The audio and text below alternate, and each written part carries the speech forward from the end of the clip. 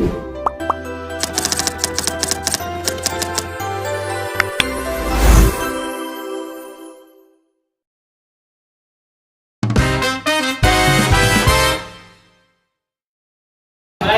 warahmatullahi wabarakatuh. Waalaikumsalam warahmatullahi wabarakatuh.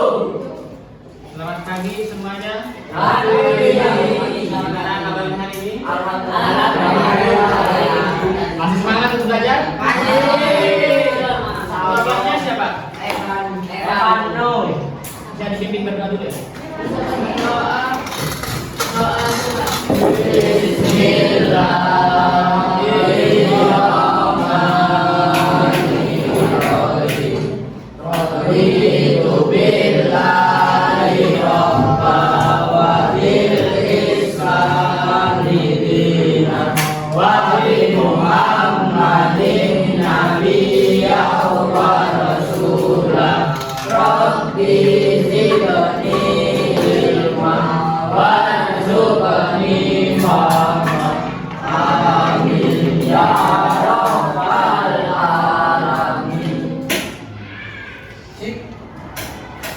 Oke, adakah yang tidak masuk hari ini?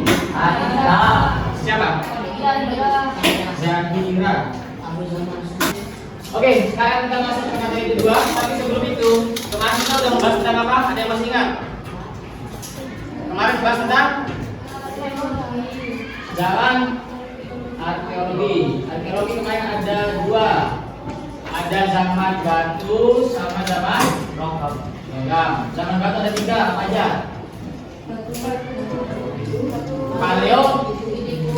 Paleolitikum, terus Mesolitikum, terus kalau zaman logam Perun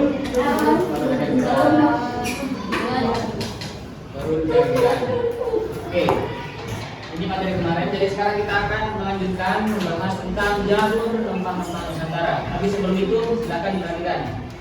Ini gambar apa? Ini yang suka bakso angkat tangan. Yang suka sebelah. Kalau kalian mikir apa sih bahan-bahan pembuatan bakso itu? Ada yang tahu? Daging.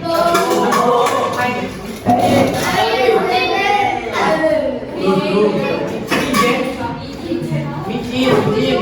Kalau sebelah bisa apa ya? Kerupuk.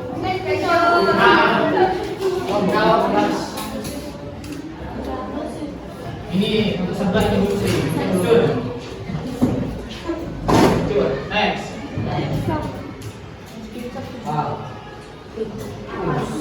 Oke, sebelum kita melanjutkan ke pembahasan inti tentang rempah-rempah yang ada di Nusantara, silahkan kalian perhatikan, simak video berikut ini.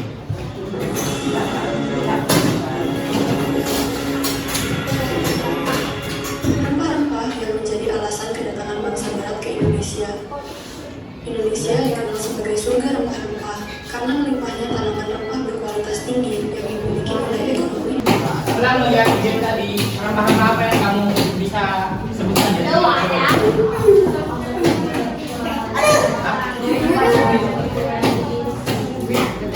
Oke, sama. Karena itu udah yang masuk di bawah ya. Yang lain. Oke, air manis.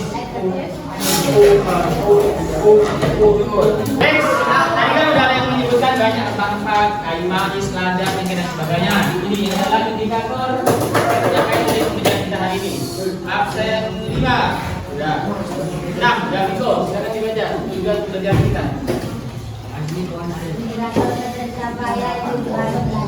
Suaranya dikerasin. Satu, murid mampu menjelaskan pengertian jalur rempah Nusantara dengan baik. Dua, murid mampu menentukan jenis rempah-rempah yang menjadi komoditas utama dengan baik. Tiga, murid mampu menentukan sejarah dan dampak jalur rempah Nusantara terhadap perdagangan internasional dengan tepat. Dampak jalur rempah Nusantara terhadap perdagangan internasional dengan tepat. Next, sekarang kita akan masuk ke pengertian jalur rempah Nusantara. Kalau kita jalur itu? Jalan. Jalan. Selain jalan, jalur. Misalkan aku mau pergi ke sekolah, nanti jalur yang dilewati itu apa? Jalur itu apa?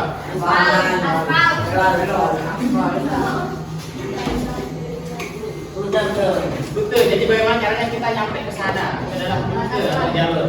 Nah, karena kita berbicara tentang jalur rempah Nusantara, jadi pengertian jalur rempah itu adalah rute perdagangan di kepulauan Indonesia dengan kekayaan alam berupa rempah. Jalur rempah Nusantara ini menghubungkan perdagangan antar pulau yang memiliki pelabuhan dan komoditas hasil keunikannya masing-masing. Tadi kan kita udah melihat video, itu ada lada. Lada itu dari mana?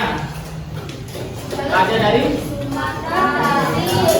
Sumatera. Cengkeh Indonesia. Dari mana? Sumatera Jawa. Kalimantan, Sulawesi, Ternate. Selanjutnya, ini adalah jenis rempah-rempah yang ada di kepulauan. Ini silakan diperhatikan, dicatat kalau mencatat. Yang pertama, jadi sebenarnya rempah-rempah itu ada banyak. Cuma ini adalah rempah yang paling banyak di Indonesia. Yang dominan si cengkeh, pala sama lada. Kalau cengkeh itu asalnya dari Maluku, Ternate dan Tidore. Kalau pala itu berasal dari kepulauan Banda. Kalau lada asalnya dari Lampung, Sumatera, Lampung. Banyak diperdagangkan ke luar negeri. Silakan kalau mau dicatat jangan dulu. Selanjutnya kita masuk ke sejarah jalur rempah Nusantara. Yang pertama ada dari masa praksara, Hindu-Buddha, masa Islam dan masa kedatangan bangsa Eropa. Muhammad Rifki Iqbal. Siapa yang mengajar? Kapan rutin arkeologi berupa penemuan cengkeh di wilayah Surya Malaya Selatan di England pada tahun 1900. Perhatikan, jadi sejarah jalur rempah Nusantara itu ada 1, 2, 3, 4, 5. Pada masa praksara, jadi masuknya rempah itu dilihat dari buktian kolom sini berupa penemuan cengkeh di wilayah Surya. Anda tahu Surya itu di mana? Surya. Surya.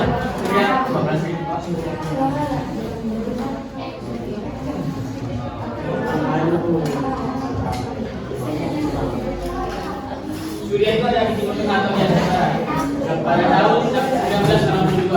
Kemudian yang kedua pada masa Hindu-Buddha. Dari keempat kerajaan ini manakah yang merupakan kerajaan maritim?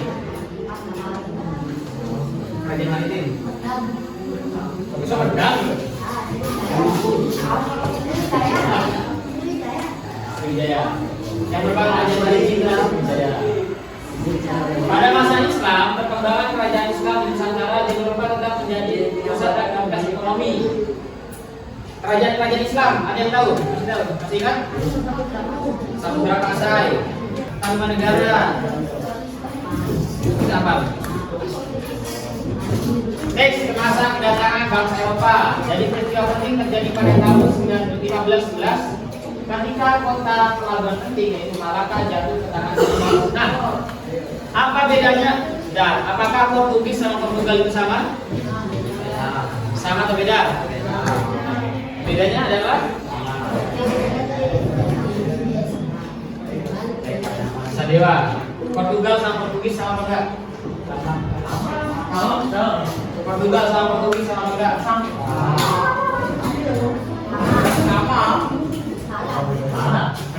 Sama enggak? Sama. Apa saya? Kok bisa disebut sama itu? Portugal itu adalah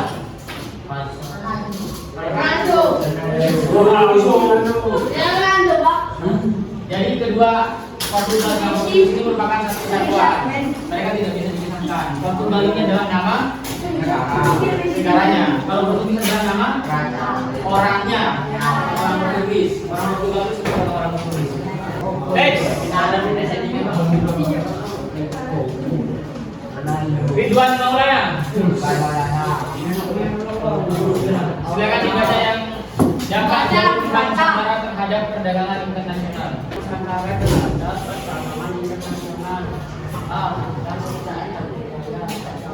Ramzi Thomas. Taksi Toman. Taksi Toman Alhamdulillah. Bagian kunci sama D. Jalur rempah Nusantara terhadap perdagangan internasional. C. Bidang politik jalur rempah mendorong munculnya kemarin. Next. Ricky Aljano. Ricky.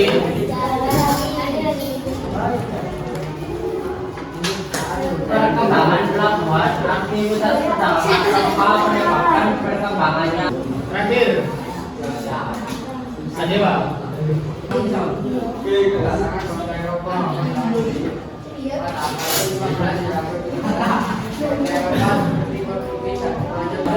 Oke, itu kan tadi adalah dampak jalur rempah Nusantara terhadap perdagangan internasional. Ada banyak, ada dampak politik, sosial, budaya, kemudian masyarakat, interaksi antar bangsa, dan banyak lagi yang lainnya.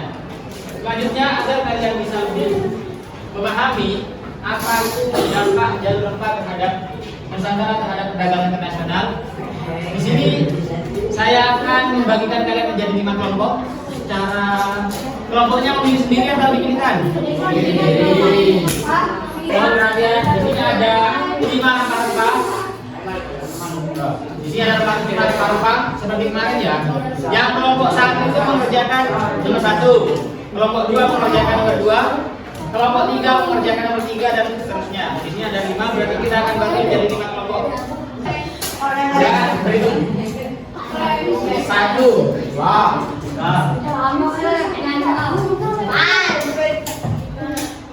Yang dapat angka 1 angkat tangan. 1. Yang dapat angka 1, silakan ke depan sini. Yang dapat kelompok 2, silakan ke sini.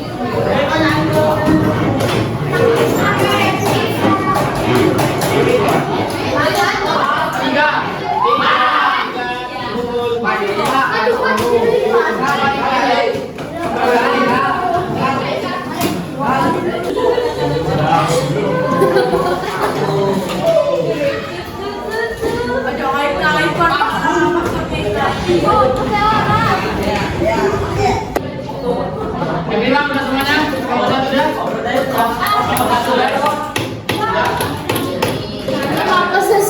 Dua sudah? 3, 4.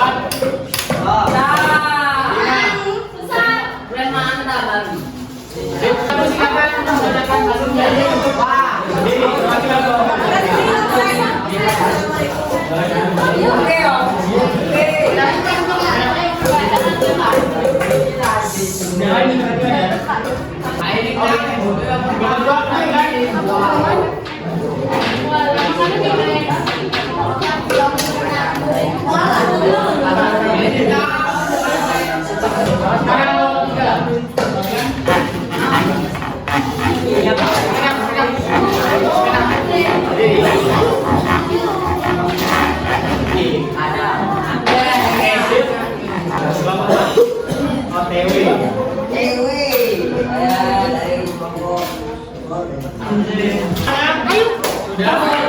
silakan duduk. Oke, karena kita sudah melaksanakan, kita diskusi, kita sudah presentasikan. Sekarang adalah kita pelajaran. Adakah yang ingin menyimpulkan apa sih yang sudah kita pelajari pada hari ini? Ada?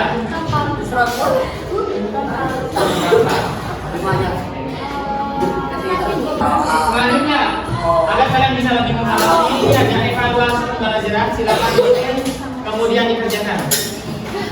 Sudah selesai semuanya kan? Ya.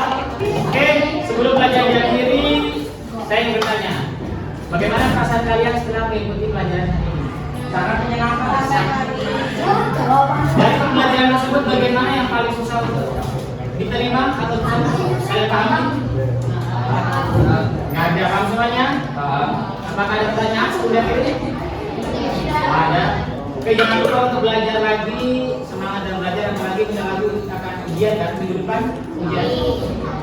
Dipelajari materinya, belajar dengan rajin, tetap semangat. Mari kita tutup dengan doa kafaratul majelis. Subhanallah wa bihamdihi.